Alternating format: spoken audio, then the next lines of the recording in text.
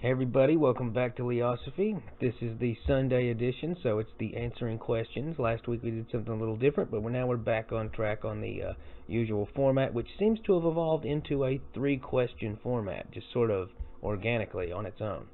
So, without further ado, question number one. Why is alien blood green? Can this exist? What you mean is in movies, because unless you've actually found one and dissected it. Yeah, a lot of alien talk this week. Well, it is actually possible, but before I explain green blood, let me go into the other colors of blood and why our blood is the color that it is. We have red blood because we use hemoglobin, which is iron molecules that bind to oxygen, and that's how the oxygen gets transferred throughout our body. It binds to the iron in hemoglobin, and then it's released in places where there's less oxygen, which in this case is deoxygenated tissues.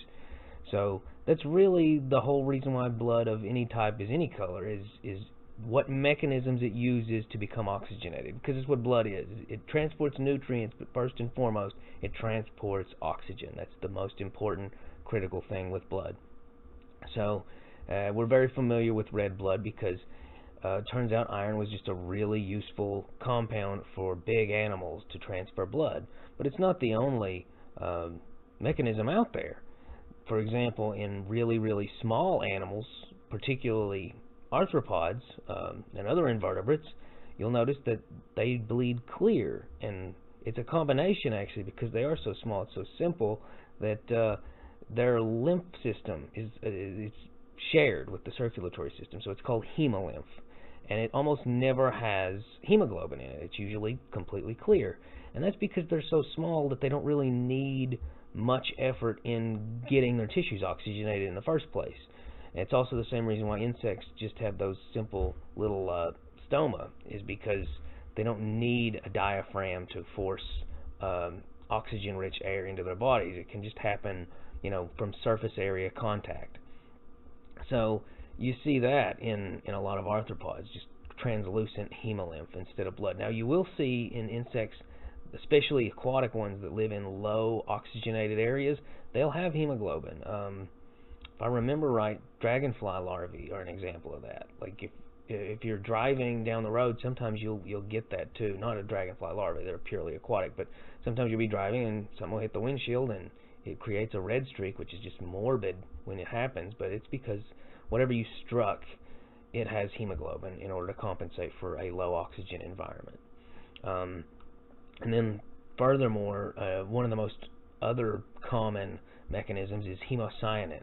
And hemocyanin is flawed in a few ways. The biggest issue with using hemocyanin, which is blue, horseshoe crabs, most notable example of that, is when you get into really cold temperatures, it binds too tightly to the surface of the hemocyanin. Oh, the oxygen, I should have said that. The oxygen binds too tightly, and so it doesn't deoxygenate in the presence of those tissues, and so the animal would die. It would basically suffocate on a cellular level. And some animals have actually come up with a way around that. There are octopuses or octopodes, or whatever you want to call them, and they use a combination of hemoglobin and hemocyanin, and that's why octopus blood is sort of purplish. It's like a blend of the two. And then lastly, and now we're getting into the green blood, there's an animal called a green-blooded skink, and it's called that because you can guess it bleeds green. And the reason for this is whenever we have an excess of hemoglobin, we recycle it and transfer it, and it becomes a waste product, and it's called bilirubin, and that's transferred into biliverdin, something like that. And that's actually why human waste and most mammal waste is brown, by the way. So that answers a question that I figured at some point somebody would ask, is why is poop brown? Well, because of bilirubin, which is just recycled or excess excreted hemoglobin that's been broken down and altered by the liver. But anyway, the skink, though, on the other hand, it actually has large amounts of biliverdin, I'm really bad at pronouncing that word, in case you haven't noticed. And because those build up without harming the animal, it ends up having greenish blood. Something similar actually happens in humans, if I remember. Well, it's not bilirubirin, it's bilirubin, and actually I think it's both, and that's jaundice is one of the symptoms of that. Ugh, I don't want to get too much into it, but the bottom line is it is possible for an animal to have green blood. And if an animal did have green blood, it would probably, unless there's some other compound that simply doesn't exist on Earth that would create that shade of color, it would actually be because they have hemoglobin like us. It's just that the way that it's broken down is significantly different from the way we deal with excess hemoglobin. So, yeah, hope that answers that. Next question. You say you can have a mind without a brain. Can multiple organisms make up a mind? I absolutely think so. Not just in the case of eusocial animals or linked creatures, in science fiction, what we would call a hive mind. Beyond that, I think that you could argue that society has a mind, that different peoples have minds. In fact, it kind of goes back to when I talk about divinity with regard to, there are gods that protect cities in antiquity and things like that. You could argue that the sum total of human willpower and wishes and desires and cooperation, that it functions very similarly to the way our cells function in creating us and our mind. It actually reminds me of Matthew 18:20. It says, "Wherever two or more of you are gathered in my name, there I am," something like that. The implication being that God exists within the presence of multiple people who follow him. I think that that's applicable to just about every religion. In my view of things, it's kind of funny, I remember there was some relatively well-known atheist making a joke that, you believe in one deity, but you don't believe in the other 5,000 or 50,000 that have existed over the course of human history. Well, I think that they're all probably real in some sense or another. I think that divinity, it's kind of a chicken or egg question, except unlike the chicken or egg question, I don't have a good answer for it. Either divinity leads to human interaction that reinforces its existence, or human interaction that leads to the belief in a divinity leads to the existence of said divinity, said deity, said pantheon. If that's the case, then it could be argued that they both simultaneously create one another. It's kind of like, does a mind create consciousness, or does a brain create the mind, or does consciousness lead ultimately to the existence of a mind? It's a pretty complicated question, but thankfully it's not the question you asked. Can a mind exist that is the result of unity between multiple organisms? Absolutely, I think so.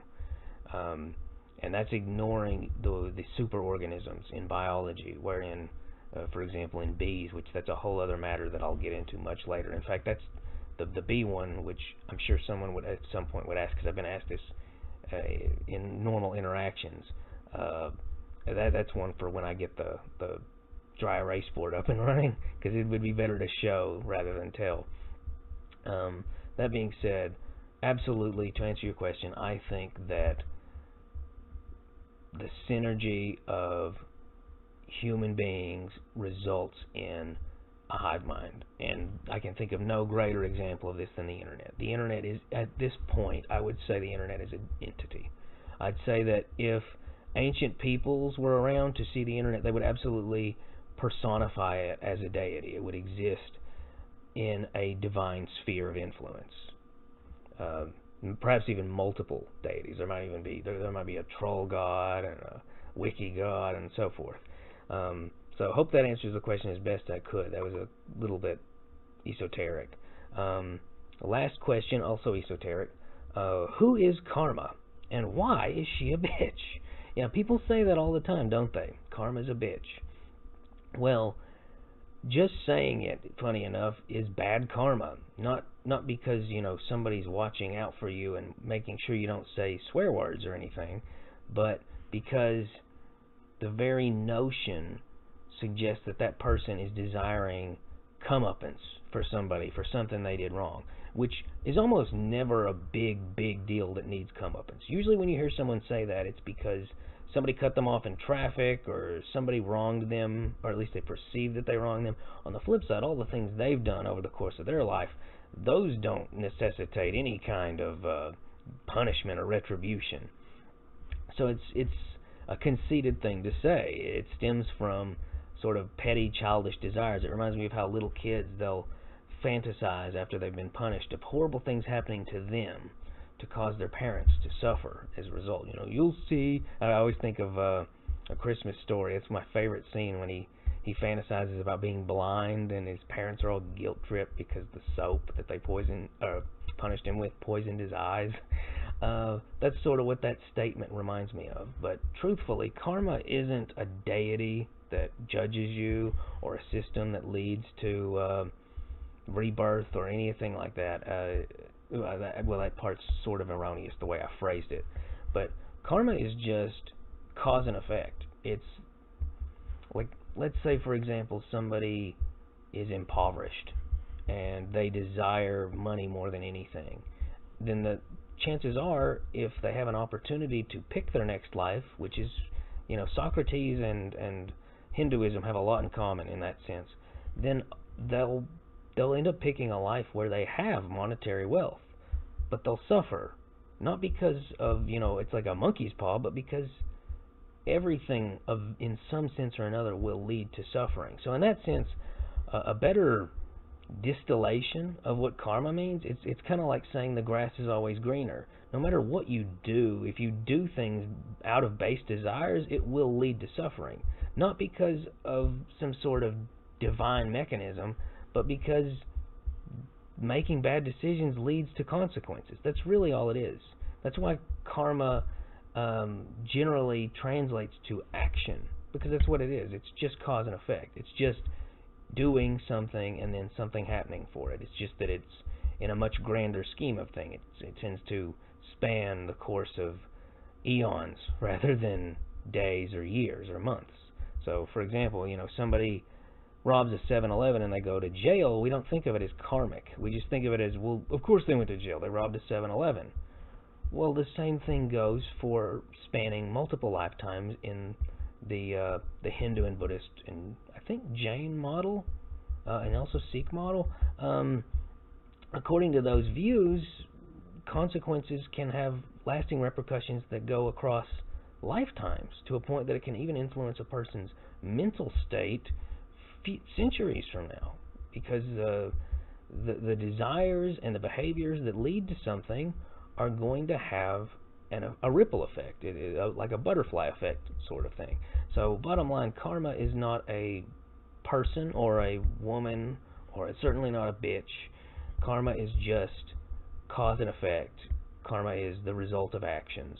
And I'm not outright ascribing to the existence of karma, but from a logical standpoint, it does make sense. And the counter argument is, well, sometimes people do bad things and there are no visible consequences. Even that's conceded, because you don't really know. Maybe that person's eat up with guilt. Maybe that person is going to contend with that in the future. You don't. When people say that, usually what they mean is, in the short term, my view of justice is not being met with what reality has doled out. Well, it's awfully hard to understand reality. It's a pretty big, complicated thing. So I hope that answers your question. Karma is simply cause and effect. It is the result of action, desire, thought, and so forth. It's a complicated system that doesn't rely on any kind of individual controlling it or anything like that. It's what goes up must come down. It's similar. It's a force of nature, like gravity. I guess that explains everything. Oh, I think I can finish this up in less than 15 minutes. Terrific. Please like and subscribe to this channel if you enjoy these videos, and ask me some questions, and I'll answer them whenever I can, whether it's next Sunday or the following one, depending on how many I get. Thanks. Bye.